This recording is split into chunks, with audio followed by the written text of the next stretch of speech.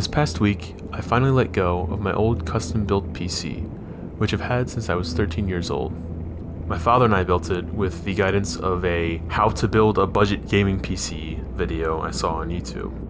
In the time I've owned it, I've spent thousands and thousands of hours staring at my two cheap monitors, which were once coated in candle wax, as I watched videos, learned how to edit, and played a lot of video games. I never watched porn though. Never. I watched football and boxing clips only. No porn.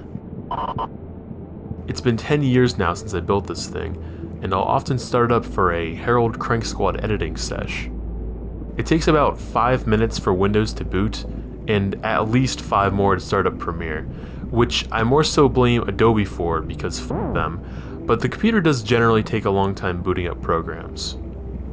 Many of its parts were archaic even for the time I built it, because it was bankrolled on a middle schooler's chore wage, and old parts are cheaper than the nice new stuff. I have since upgraded things like my graphics card and processor to some mid-range options back in 2017, but my hard drive, man, that thing is straight busted. For some reason my computer rejects new drives, so I've been stuck with the same one this whole time. Also, I think my version of Windows got corrupted somewhere along the way. I've been unable to do things like adjust a lot of my settings in the personalized menu for a few years now, and just a couple days ago I got this crazy glitch where the wallpaper got covered with a layer of magenta that I could erase by selecting portions of the screen. Look at this. Just recently I upgraded to a gamer-oriented laptop I bought off my roommate for super cheap. You can tell it's a laptop made for real gamers because of the LED keyboard sporting an angular serifless font, and that spacebar so geometrically inclined, proclaiming smugly, "The future's here, b***." This is a dignified machine, sleek and elegant, and I just can't wait to ruin it with Cheeto dust and dead skin flakes. With this beaut, I'll be able to produce these videos with added power and mobility. So, catch me editing the next Herald Crank Squad video cheeked up on yo mama's couch. Gamer culture is something I've been thinking about a lot as I retire my old computer. When I first got it, I was but a child whose only worldly desire was to play GTA 5 and crash my car into a crowd of innocent people. But now I'm a man who likes giving rocks to Clint in Stardew Valley. Gaming culture and the industry behind it puts a lot of hype on the biggest, most high-fidelity games being released, but those games are also generally the hardest ones to access. These are computer-intensive pieces of software. If you want to run them at the speed and fidelity the developers intended, you'll either need a mid to high-end PC or a gaming console, either option costing hundreds of dollars. But man, I have rent to pay. I can't afford that shit. All I've got to play games on is this computer that goes purple sometimes. Well, unless you want to play those shiny new games at a literal slideshow frame rate and risk setting your computer on fire, you can't play them. This style of game and its aesthetics are accessible only as long as you have the money to pay for kinda expensive software and hardware.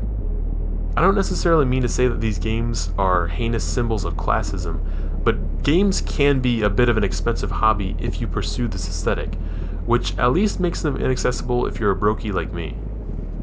Oh, and side note, when I call myself broke, I mean to say that I'm the middle-class American student type of broke.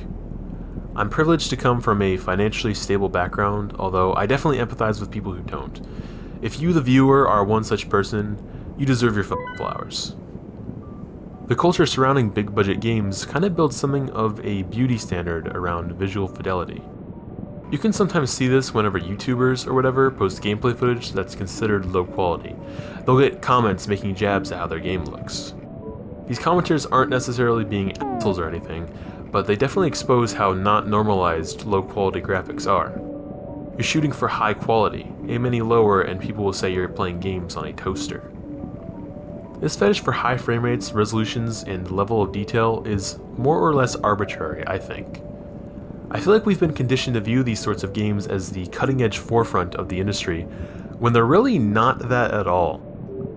If you've been in the game scene for any amount of time, you've heard people bitch about AAA games because of the myriad of anti-consumer practices behind them, but also because they're just not all that interesting most of the time. Virtually every AAA game coming out today is derivative of gameplay concepts that have been around for well over a decade, and often the technology behind them is used to render hyper-realistic sandwiches and wow you with how realistic some totally fake-looking humans look, rather than actually invent new gameplay concepts. I'm not saying these games are bad or that they aren't worth your time, but if the gaming industry wants someone like me, with noughts but a tenner in my pocket, to buy their new overpriced mini fridge or Wi-Fi router and pay real green American dollars for these games that I don't actually own, then they're gonna have to deliver an experience that I couldn't have gotten when f***ing Gaddafi was still in power. I wish we lived in a world where we could get big budget games that still looked like PS1, 2, and 3 era games, and everyone was just cool with it and supported it. That way people using older hardware could access them all the same. I mean, that's kinda what Nintendo's been doing for over a decade.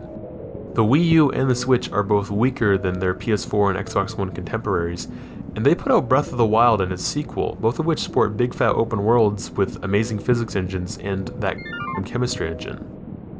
If Nintendo didn't exercise a fascistic level of control over its games, you could probably port these games to PC and run them on like a school computer if you really wanted, but sadly, you can't. My point is, they delivered a AAA experience and actually innovated within those technological constraints. What if f***ing Rockstar did that? What if GTA 6 actually just looked like GTA Vice City, but with modern game design wisdom? Well, you're gonna have to call your dad, because your ass just got suspended for playing GTA in study hall.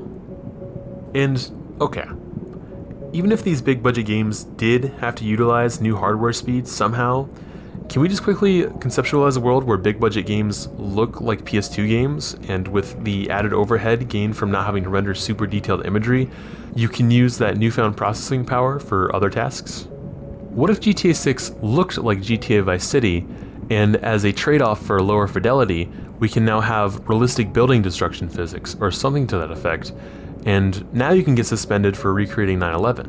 My point with this little tangent is this: the perceived necessity for AAA games to have high-end visuals and run on high-end hardware is arbitrary, and ironically, it could be holding back these big studios full of talented game designers, and it also gatekeeps these games from people who are monetarily challenged. We don't really live in either of these two hypothetical worlds right now, which kinda sucks, but on the bright side, it means that us broke pieces of shit who eat banana peels out of dumpsters, maybe we've got it made. If these inaccessible AAA games aren't doing anything new, then maybe we aren't missing out by not playing them. There's still so many games you can play when you're broke, and so many ways to play them. There's no shortage of fun. Play classic games. Old games were made to run on the hardware of yesterday, so even the shitty hardware of today can still run them. A lot of these games are the bedrock upon which modern game design rests, so on top of providing you with some more old-fashioned fun, it can also be something of an educational experience if you're trying to get deeper into video games and their history as an art form. There's a quote I like from Video Game Donkey where he says, "Why is everyone in such a rush to play a new game that isn't even finished yet, that cost a lot of money, when you motherfuckers haven't even played any of the classics that have been out for years?" And that is true. There's already so much good shit out there that you could probably spend the rest of your life trying to go through it all and still have more to play. Get into the world of emulation and you can even play old console games on your PC, assuming you're using legally obtained ROM files, you sneaky little f***. Obviously, I wouldn't condone downloading old games that aren't being sold anymore. I'd be sick in the head to do that. Emulation is a bit more intensive than one would think though, so you probably won't be able to run stuff from like the PS2 era and beyond, or even PS1 depending on what you've got. Just keep that in mind. Indie games. There are so many indie games coming out all the time, and the vast majority of them do consciously reject the AAA high-end aesthetic. The stuff I was talking about earlier, about AAA potentially developing for weaker hardware and embracing innovation within technical restraints, that's kind of what a lot of these indie devs are doing. Granted, the people behind indie games are usually working on low budgets and a lot of them are amateurs, but not all of them and not always. Regardless, if you want to see this medium stretch its legs, experiment with what's possible, and play games on a budget while you do it, you should support the indie game scene. And I mean, hey, maybe that new high-end AAA game really caught your eye and you need to play it, but you can't run it normally. You can try modding the game. Oftentimes, you can edit your game's files or even download mod files that can let you run the game below what its graphics settings screen allows you to.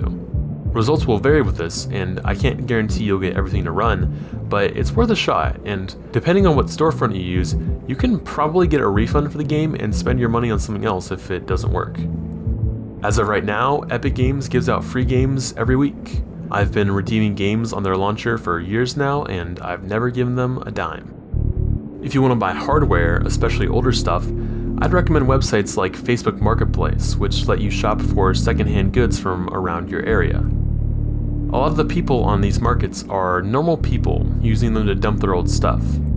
Oftentimes, they don't know or care exactly what the value of what they're selling is, so sometimes you can get some pretty good bargains on there. For example, the CRT TV that I use for pretty much all my videos was $20 on Facebook Marketplace. Make sure you don't get scammed or kidnapped or something though, okay? Piracy? Piracy. I'm not saying anything about piracy. I actually have no opinion on it. I've never pirated anything. I don't know anyone who's ever pirated anything. I don't even know if it's a good or a bad thing. I'm just saying the word because I think it sounds cool. It really rolls off the tongue. Piracy. Piracy. Piracy. Piracy. Piracy. That's right, I stole your f***ing banana. A smooth sea never made a skill cell. In conclusion,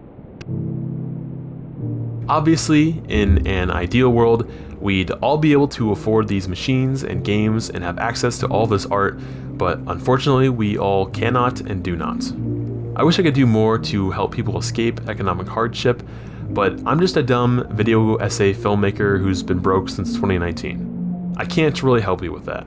All I can do is the next best thing, and that's to maybe potentially help people feel a little more comfortable with what they have. Not that you shouldn't demand or strive for more, just help you become more content with your present situation. I wish everyone watching prosperity and joy and whatever the fuck. Okay?